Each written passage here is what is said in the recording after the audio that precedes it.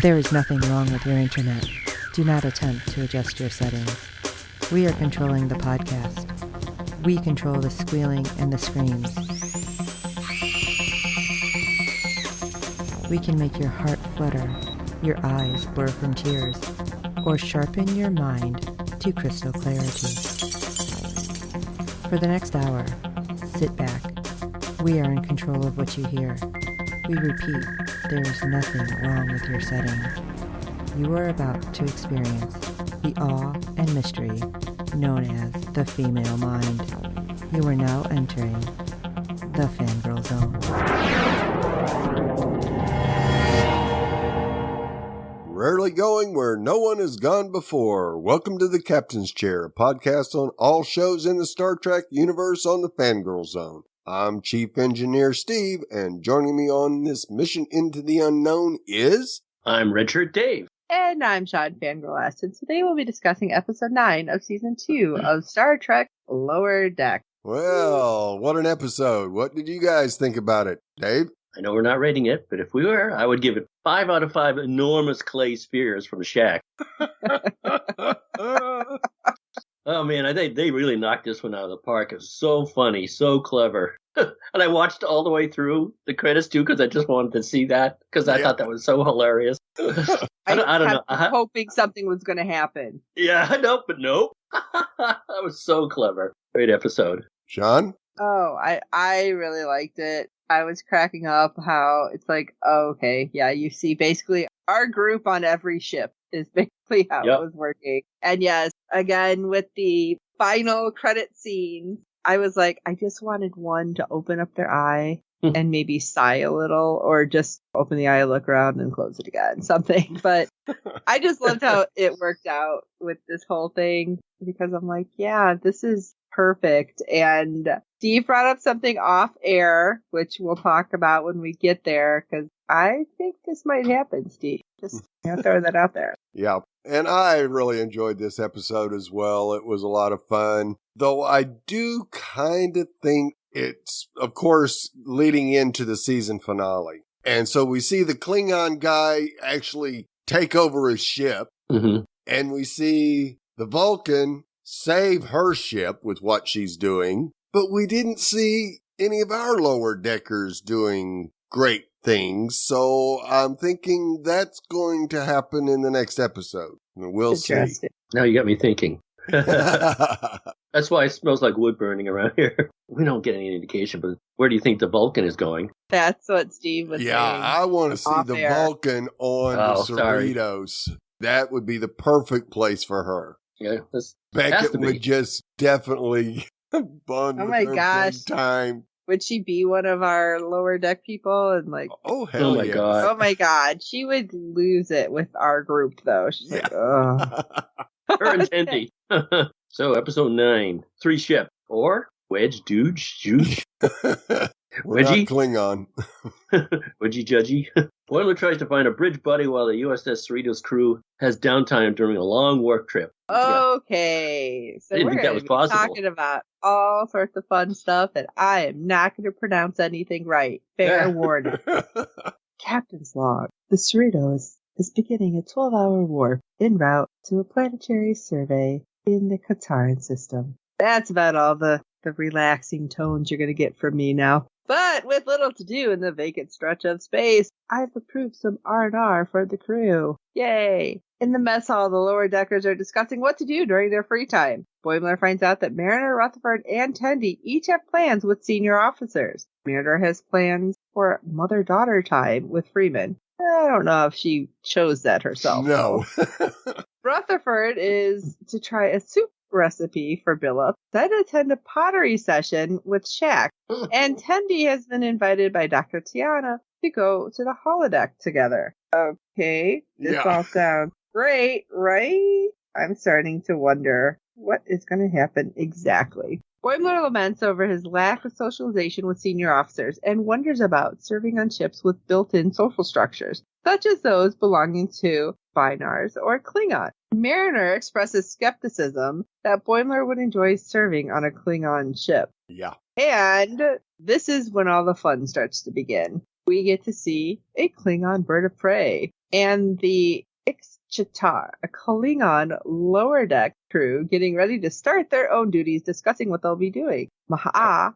I would say, Chata! Chata! Like, I can just let you say everything really angrily, Yeah. as a Klingon. If you maintain low tones. Maha'a expresses hope that he'll be able to impress his captain Dorg, noting that their commander Tog has been undermining Dorg as of late. Realizing that Tog should likely be killed for this, Ma'a is hoping to be Dorg's logical choice for the new first officer.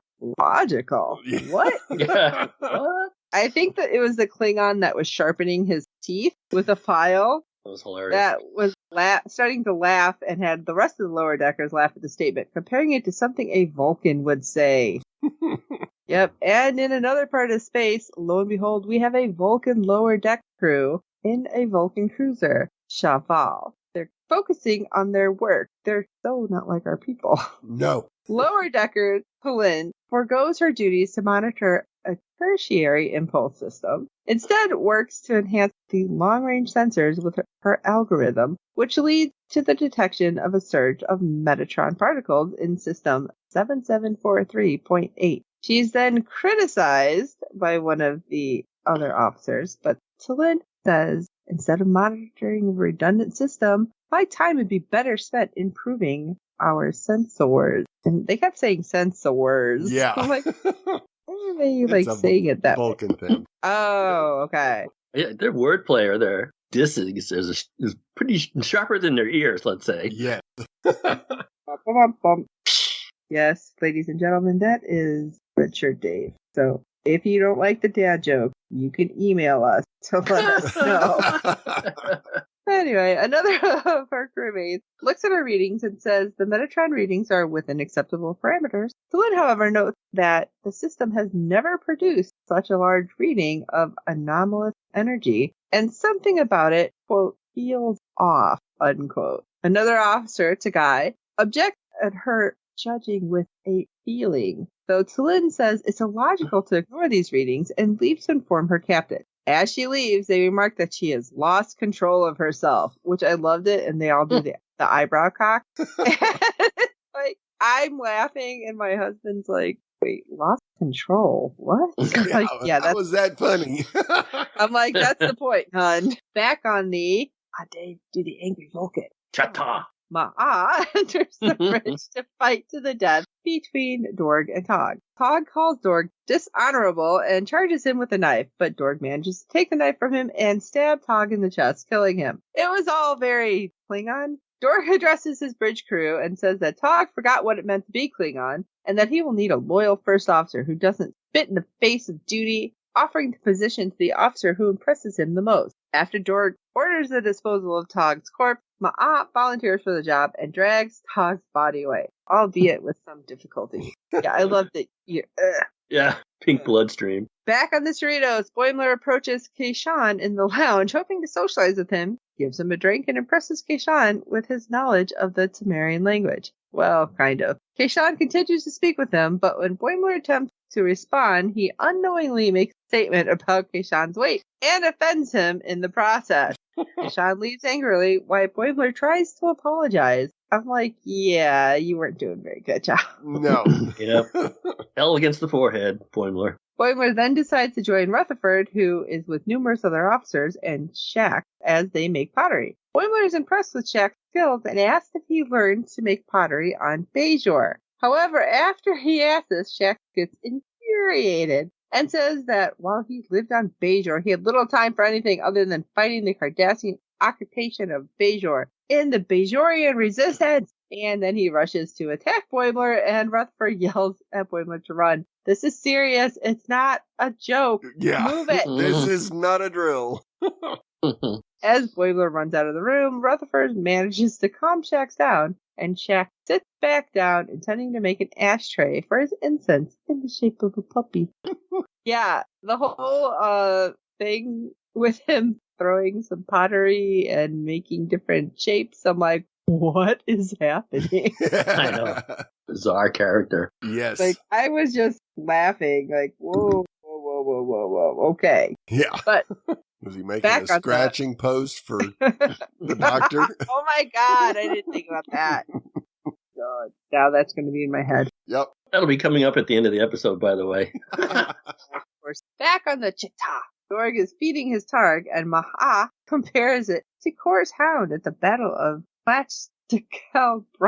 Don't get mad at me, I don't speak Klingon. Yeah. Dorg is surprised that he knows of the battle at such a young age, and Maha asks if they may sing a song about it, before he's headbutted by another officer who demands that he goes and gets another barrel of blood wine. Really? Go get it yourself, you big... Oh, never mind.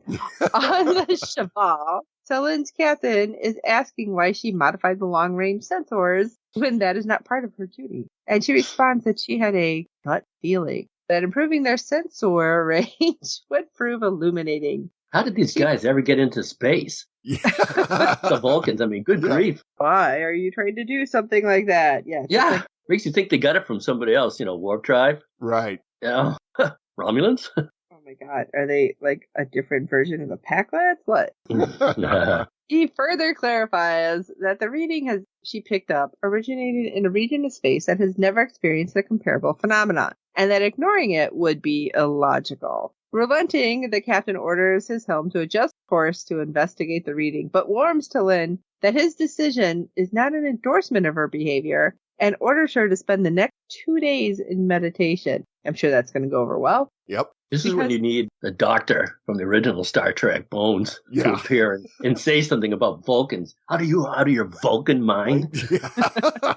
Talin tries to object, saying that she's near completion of a personal project, and the captain remains firm, saying her outbursts are not acceptable. Outbursts? She is more calm than any person I've ever met. I love that your outbursts. Yeah. And that relying on your belief, feelings, and instincts is making your behavior comparable to that of a child. Oh, that's a Vulcan burn right there. Yes. Yeah. Absolutely. On the holodeck, Tendi is climbing Roxana, and while she takes in the sight, Boimler flies up using a pair of levitation boots, asking if he can join them. However, his boots, start to fail, and he falls a great distance. I loved it. He falls into a tree, and Tendi's like, oh, thankfully the holodeck safety protocols are on. Yeah. They are on, right? And I love Tiana. Like, yeah, I guess. And Sure. She climbs on up. Don't care. Yeah. Boimler falls onto a branch of a tree, and his boots kick it again, and he whacks his head on the trunk of the tree. I found it amusing, but I felt really bad for Boimler. Boimler continues to look for someone to join on the Cerritos and comes up upon the phaser range, which is in use by Freeman and Mariner for some target practice. Hoping to join them, he enters the range only to see them in a heated argument with one another.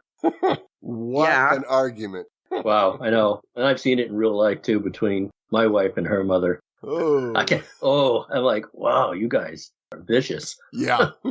The claws have come out. Oblivious to his presence, they continue to bicker with one another while Boimler, uncomfortable with the situation, tries to get out of the room, though he has a bit of difficulty doing it at first. Distraught, Boimler enters the turbo lift where Ransom is with a lieutenant junior grade and a Benzite ensign talking about Hawaii. Boimler joins in on the conversation. They ask if he's from Hawaii also. Well, he hesitantly says he is, and Ransom is shocked that another Hawaiian is on board before inviting him to the holodeck later to go to the beach. On the Chita, Ma'a has brought a new barrel of blood wine to the mess hall, but as he drags it in, an overweight Klingon passes out, falls on him. The other Klingons laugh at him and leave the mess hall, ignoring his pleas for assistance. Dorg approaches him and orders him to walk his targ, and when he's done fooling around,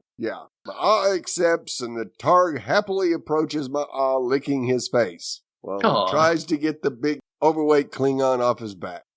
On the Cheval, Talin is in meditation, but her nearby pad chirps, and she picks it up, doing more work on it. Her other lower-decker friends enter the room and note that she is working when she should be meditating. Talin says she's nearly finished with the project and she will meditate when it's complete. She is told that her rebellious nature will only lead to punitive spiritualism, and Talin rebukes the statement, saying that she isn't rebellious and is only enjoying her project and had hoped to have it finished by the end of the day. She keeps saying words that just cringe in their ears, enjoying. Yeah, they don't do that. Yeah. At all. And it's just cracking me up. Yes. Again, like, it's not an outburst. My God. Yes. But to a Vulcan it is. She then says that if they didn't just strictly follow rules, they would also realize that there is more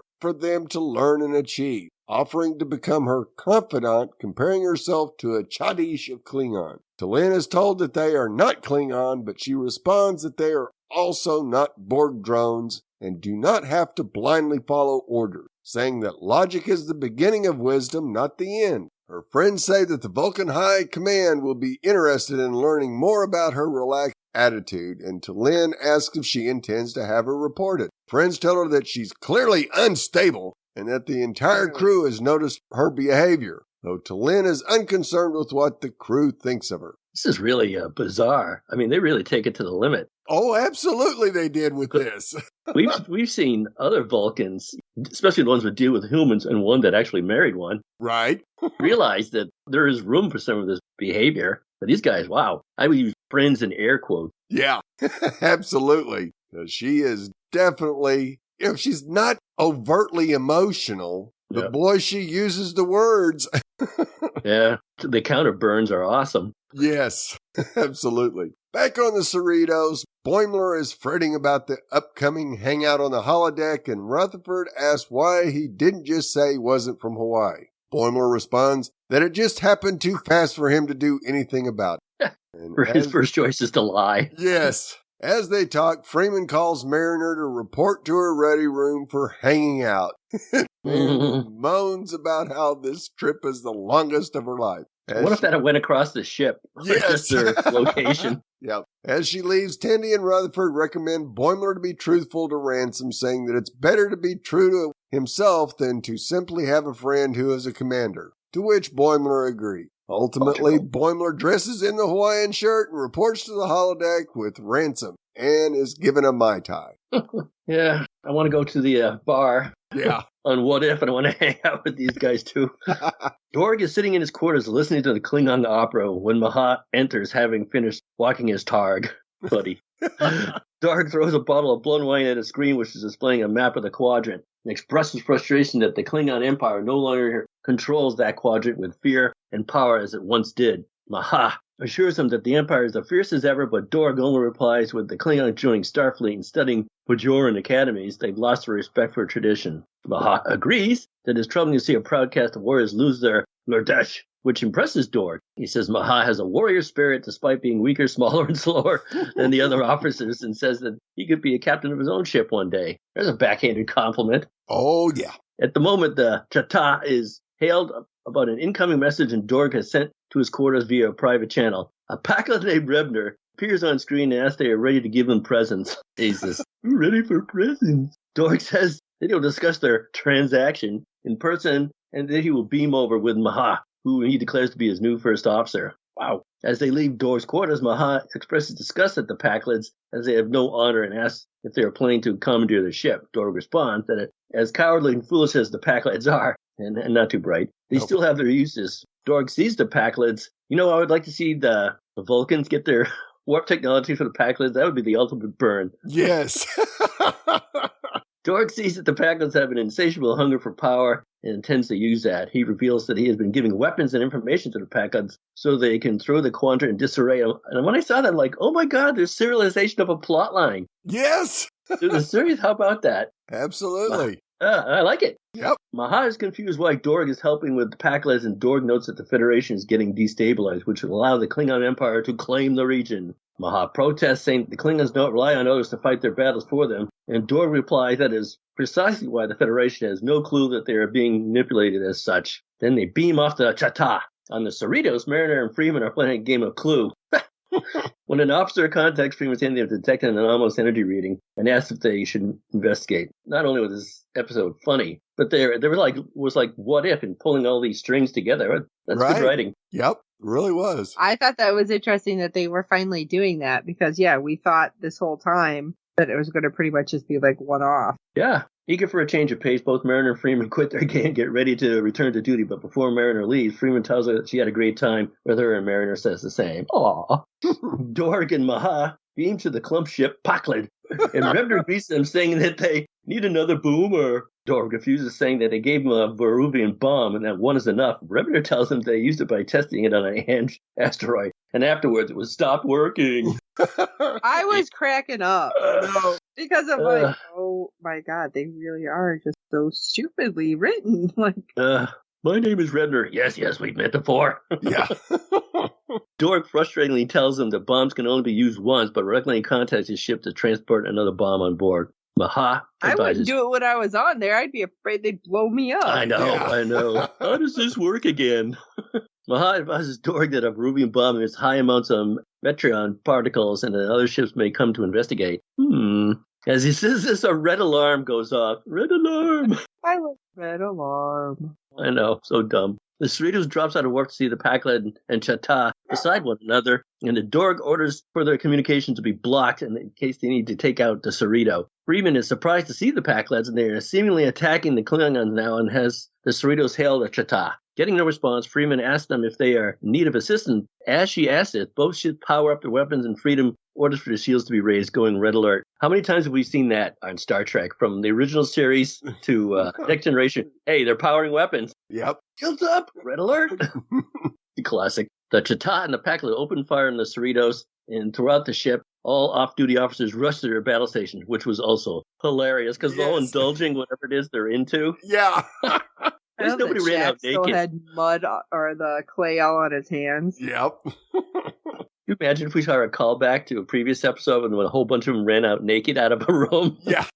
God. Oh my God. Freeman has the Cerritos return fire targeting the weapons. Ransom leads Boimler and the other Hawaiianers to their station when they are trapped by falling debris. Only on a starship, falling debris, right? Yep. As the tech continues to take damage, force fields are activated to seal the area, trapping them, and Boimler expressed that he didn't want to die in a Hawaiian shirt, making everyone look at him weirdly. Why not? He'd rather die in his underoos. Yeah. Boimler realized he had been caught, sits down and admits that he isn't from Hawaii, and he's from Modesto, California. He confesses he just wanted a friend who worked on the bridge and apologizes, not wanting to die a liar. As he says this, the Benzite and junior grade lieutenant admit they are also not from Hawaii, and they just wanted to impress Ransom. Ransom said that none of them had to pretend for him, and he liked them for what they were before admitting he isn't from Hawaii either. He made it up since his former commander was from Honolulu. There's a lot of lying going on in this ship. No joke. Ransom admits he actually grew up in Tycho City on the moon, causing the junior grade lieutenant to express that she did as well growing up on Luna Bay. The Benzite also joined the group and saying he grew up on B93, Benzar's third moon. Hoping to connect Boimler likens Modesto to a moon of San Francisco. That's a reach. Yeah. But they take offense to his comparison. On the Chata, Dorg reveals that he watches the Pakled continue its attack on the Cerritos, but Maha expresses that their actions feel wrong and there's no honor in having the Pakled fight their battles. This guy's got a real conscience. He's like an out-of-sort Vulcan. Right. Dorg strikes him as he protests and tells him not to speak about what is honorable. Maha responds that other Klingons have tried to sabotage peace before, but no success, and Dorg only responds that he will not fail. Of course not. On the Pakled, 4 Pakled lower deckers are sitting in front of their storage containers full of mushroom, and one laments how hungry he is. One suggested he should eat. The other played, he is smart. You're smart. At least they're not talking about how big their hats are. Yeah. Oh, God. Yeah, I know. As the attack continues, Freeman orders evasive maneuvers, but the shields fall to 17%. However, as Shaq tells Freeman that he can't much longer, the Cheval drops out of warp and intercept fire with Pakled. I should have seen that coming, but I didn't. I was like, woohoo! Yeah. I figured that they warped in and just ended up in the wrong spot, that they weren't intentionally trying to help. No. Well, they were following the power surge that the other one had detected, so naturally they arrived in time. Yeah, it was the Veruvian bomb that got everybody's attention, so the stupid Pakled... And that's what should give it away, and I'm like, oh, I forgot all about it, and they, like the cavalry, they show up in the nick of time. The captain of the Cheval orders shields raised to maximum power as the Chata and Pakled open fire them. Welcome to the Pakled ship, the Pakled. As the Chata significantly weakens their shields, Talin reveals that the project she had been working on is a regenerative shield amplifier and believes it can help them. The captain is hesitant to try it since it hasn't been tested, and it could damage the shield coupling, leaving them unprotected. Talin urges that it is logical to use it since they have no other alternatives and her instincts tell her it will work. She must be the most logical person on board. Yes. They don't even realize it. No. Without options, the captain orders her program to be implemented. Dorg continues to revel in the battle, saying that the destruction of 2 enemy ships will bring him glory. Maha once again protests, saying that Starfleet and the Vulcans are not their enemies, demanding to know if the Klingon High Council is aware of his actions. Boy, everyone's ratting out everybody. Dorg responds that the Council's lack foresight and it will change their mind when the battle begins. On the Cheval, Talin's program has been implemented and the shields are significantly raised to 120%, and the captain orders to have the Packlet disabled. Dorg orders for them to target the Cerritos, but Maha belays the order, much to the anger of Dorg. Maha says that this needs to end, and issues a challenge of command to Dorg. Maha's friends enter the bridge with Dorg's target to see Dorg try once more to have the Cerritos destroyed, and Maha intervenes and punches Dorg. This is pretty amazing. The two engage in a brutal fight as the crew looks on. As they fight, Dorg Tog growls at the sight. "You go, buddy." Yeah. Dorg manages to pin Maha to the ground, choking him as he pulls out his dagger. Before he can finish Maha, his target lunges at Dorg and bites him in the arm. Then Cameron turns to ice. Then Cameron turns him to ice. Dorg is taken by surprise and drops his dagger before managing to throw his target aside. Meanie. Oh, I was mad. Maha manages to recover and once more attacks Dorg, but is struck aside. Dorg pulls out a knife and approaches Maha, who is laying on the ground, but Maha has to turn the page. And lands nearby Dorg's dagger and managed to grab it and lunge at Dorg, ramming the blade into his chest, killing Dorg. You know what's funny as this episode was? There was a lot of stabbing and killing of Yes. Klingons. As he catches Klingons are going to Klingon. What do you want? Yeah, pink blood. He catches his breath, but one of the bridge officers asks Maha what his orders are, addressing him as captain, and Maha sits in the command chair and orders for course to be set for Konos, intending to tell the council of Dorg's actions. Well, you could send a subspace special, but maybe he gets a parade or something. The Chita retreats, entering warp, and Freeman has the Cerritos intensify the attack on the Packlet, full of Packlets. With the combined fire of the Cerritos and the Cheval being too much to handle, the Packlet enters the warp and retreats. I don't know how it entered warp with one of the cells. You guys seen the cell get knocked off? Yes. I would say I love that it lost a piece, like the fender falls off or something. Yes. Bizarre. That'd be great. Freeman hails the Cheval and thanks him for their assist, but before she can say more, the captain of the Cheval asks if they're in need of assistance. Freeman declines and says, Captain cuts communication, saying further communication is no longer necessary. Do these guys get married at all? It's no wonder one of them, what was the name of the character that married the Earth woman? Oh. Spock's father. Spock's father, come on. Yeah. All right, I'll get it. Yeah, these Vulcans definitely reminded me of the Enterprise Vulcans that we saw during that run of the series, where they were just much more buttoned up and not wanting to have any interaction with anybody, really. Yeah. Even during the show Picard, they discussed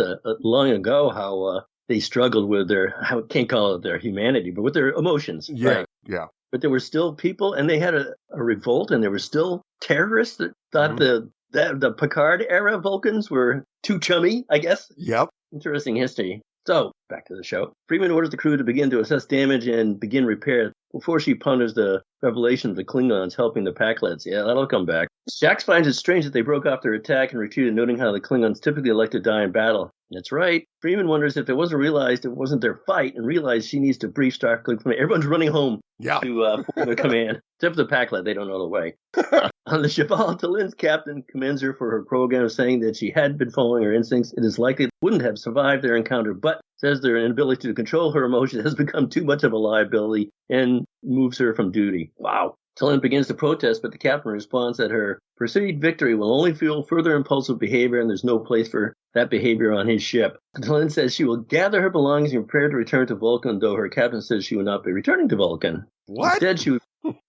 Instead, she is recommending her for a reassignment to a Starfleet vessel, noting that her instinctual behavior may benefit service with the humans. Boom. Talin is not happy with the recommendation and asks the captain to reconsider. The decision is final. I don't know why she's protesting. She's going to get her own spin-off show.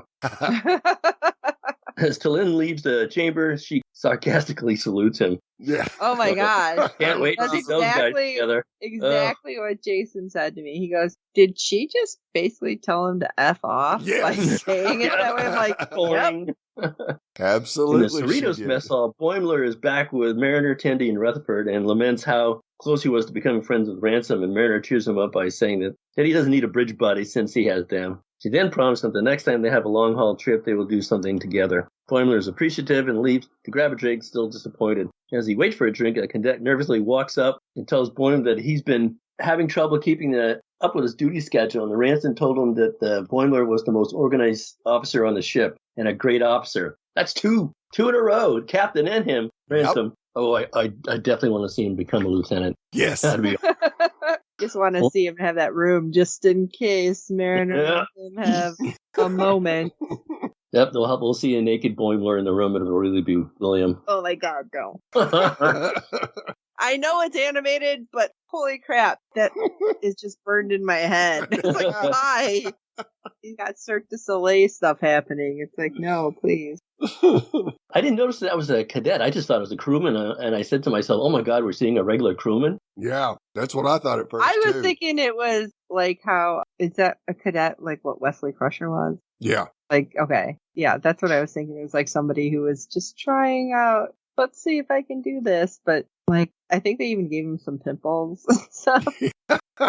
Yep. Making him so young. But I love how Ransom was in the background, kind of like, yeah, smiling. Little head nod, like, yeah. Wow. For flattered, Boimler accepts the cadet's request and begins to advise them, saying that every ship depends on officers like them to keep the ship running. And while you might often hear about the adventures of the bridge crew, the real action takes place down on the lower deck, I'll say. As the credits start to roll, we get a glimpse of the lower decks of Borg Cube 90182, where the 4 drones are regenerating in their alcove. Oh my God, that was so great. Yes. Like I said, I so wanted just a sigh. Be like, look, that's the Boimler of the Borgs right there. Yeah. One of their best episodes. I don't know how they're going to top that. This was so good.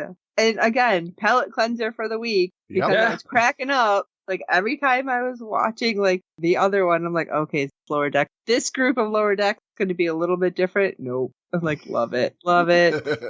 I had a little boomer talk for you. It reminded me of, the last episode was pretty great. It reminded me of all things Fleetwood Mac. When they came out with their first Fleetwood Mac album, also called their White Album, I said, man, what a great album. Then they came out with Rumors and I'm like, oh my God, how did they do it? Yes.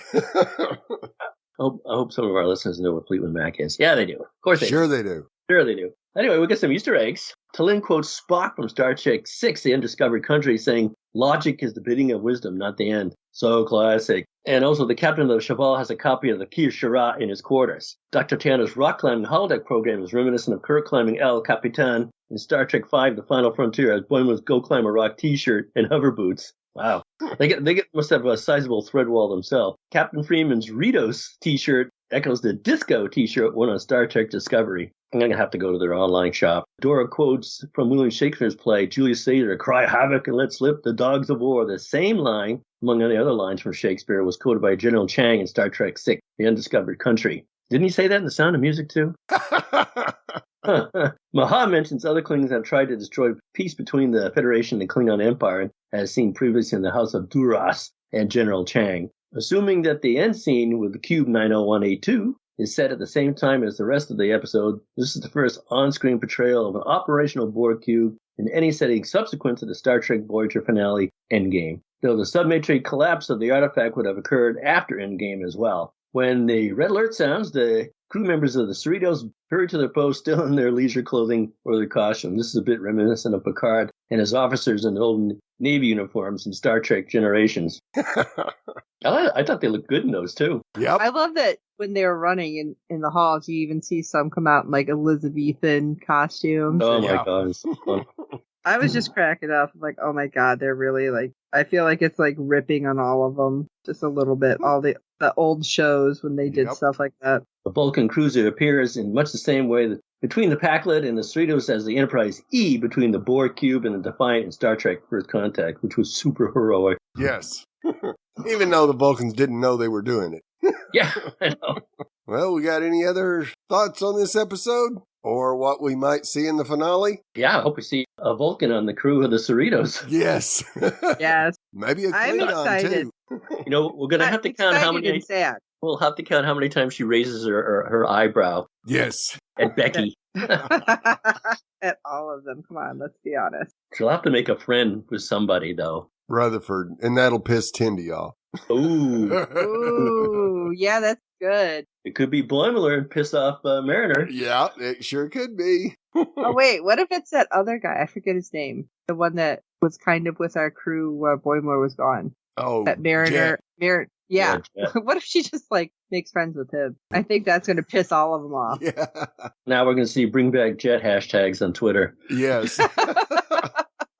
All right. Well, we'd love to hear your thoughts on each and every episode this season. Our deadline for feedback is 6 p.m. Eastern every Friday during the season. You can send your feedback, be it email or audio, to contact us at fangirlzone.com. Please review and rate us on iTunes. Good ratings and reviews help other fans of the show find us, as there are a lot of Star Trek Lower Decks podcasts out there. Not as stellar as this one. See what I did there? Stellar. Yep. Tell your friends, and I hope you like our podcast. Don't forget to check out the other great Fangirl Zone podcasts. You can go over to www.fangirlzone.com, check out our contacts page for all the ways to get a hold of us. And don't forget, I still want someone to stump these guys with Star Trek trivia. Give me something completely obscure so they can be stumped, and I will send you something from our prize pack. It's like baseball trivia. Yeah. I'm like so excited. Somebody's going to get it. Somebody's going to do something super awesome. Even if you don't actually stump them, I'll send you something. But Yeah. I mean, send something super obscure, because I want these guys to be confused.